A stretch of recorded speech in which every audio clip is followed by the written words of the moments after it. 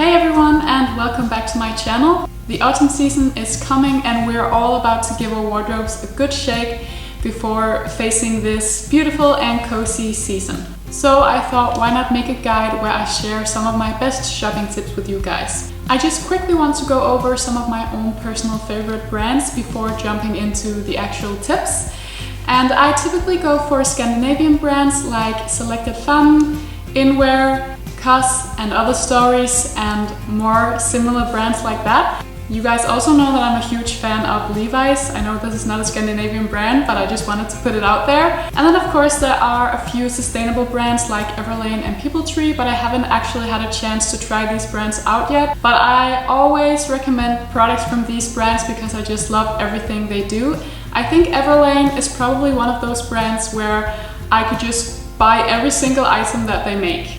Anyway, with all that being said, let's have a look at my 6 best shopping tips.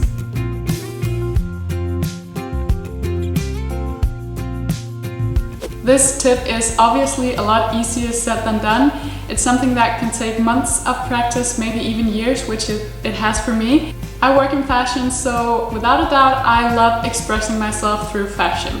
However, I have learned over the years to stop following every single trend there is out there. Even though I really like most of the things that I see, I have learned to stay true to myself and my style instead. So in order to do that, it all comes down to A, defining your own style, and B, decluttering your wardrobe. In that way, you'll have a great starting point in learning how to limit yourself, even though there are many things out there that you would like to add to your wardrobe. You will learn that having everything doesn't make you one bit happier with your wardrobe.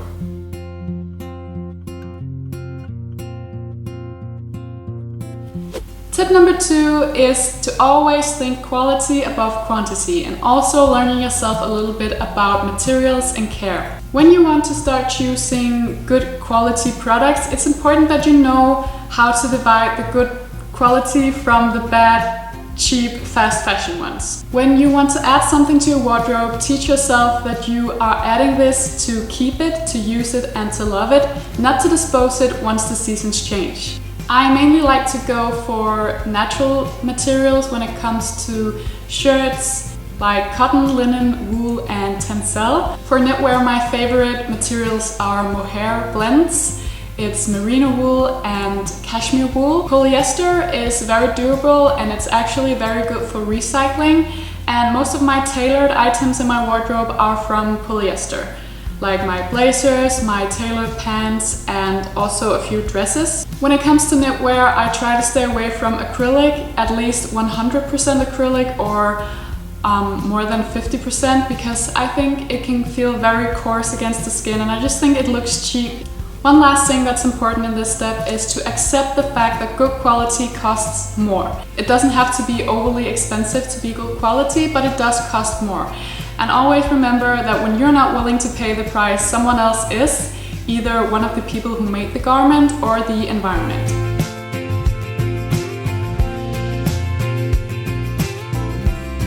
And step number 3, I want to give you some tips on where to save and where to spend. My absolute favorite thing to do when it comes to shopping good quality clothing is to check out secondhand shops, both physical shops and online. I often find products that are in great condition and at a reasonable price. Everything from shoes and boots to like coats and tops.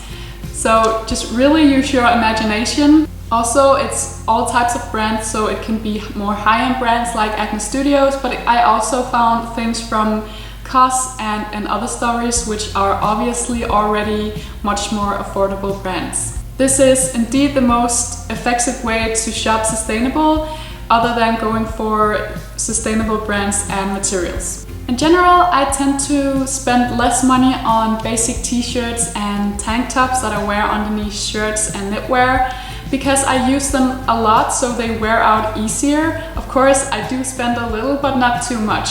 I like to spend more on the heavier things like blazers, coats, bags and boots, because these are things that can really make a huge difference in your outfit.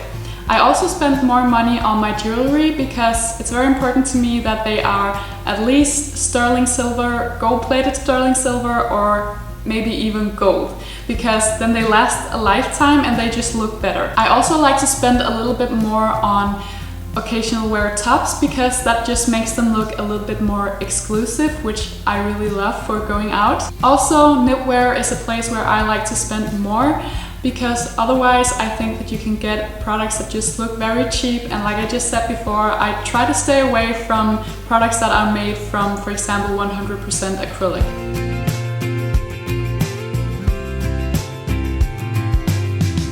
Step number 4 is choosing the right size, fit and color. And I can't emphasize enough how important this step is, yet it's something that we sometimes don't really care about. We like to compromise if there's only one size left and maybe it's not really our size, but we've fallen so much in love with that product that we're willing to compromise. Compromising in this step can result in you not using the product. It can result in you feeling very uncomfortable every time you wear this product, and we don't want that. So pick the right size from the beginning.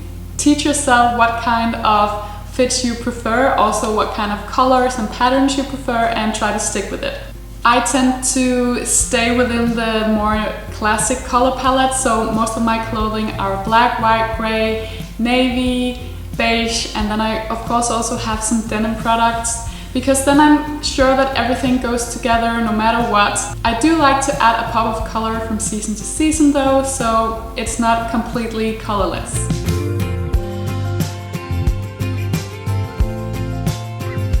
In step number 5, I would like to discuss shopping online, because I do most of my shopping online because many of my favorite brands aren't available in any city near me. Browsing through physical shops is definitely a great thing to do though, especially if you want to learn yourself how to divide the good quality clothing from the cheap ones, because you can use your hands and you can really use your eyes, and you can't really do that when you're shopping online.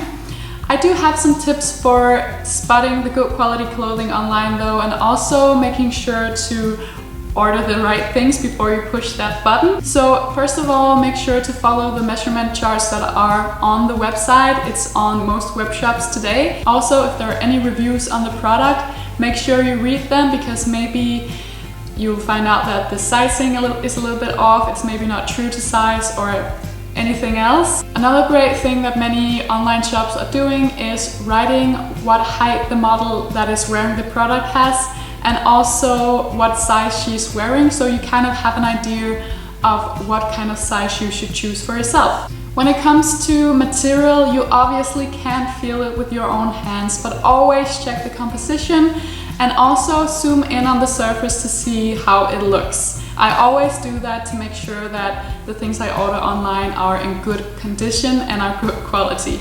But I'll make sure to write a complete list in the blog post that goes with this video, so you can use that as a checklist if you can't remember all of the materials I mentioned in this video. Lastly, it is so easy to click order, but think twice before you do. If you do receive something that is not what you hope for, send it back immediately. Don't just put it in your closet thinking that you might want to wear it someday, because you probably won't.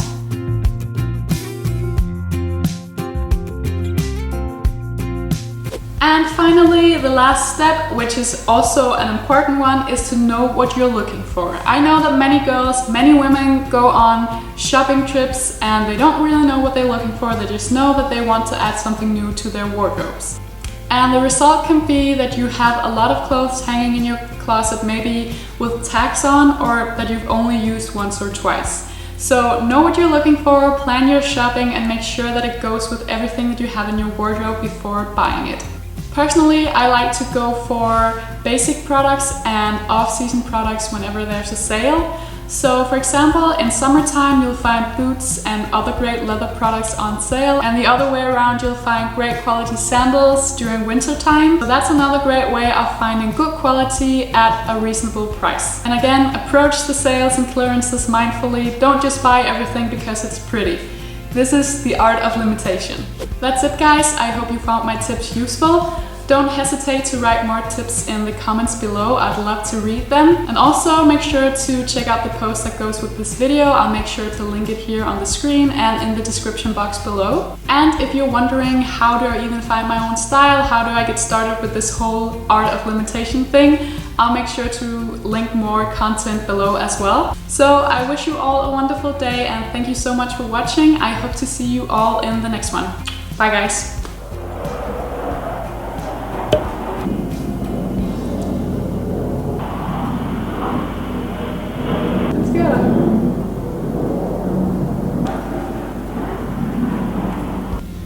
Ready to continue.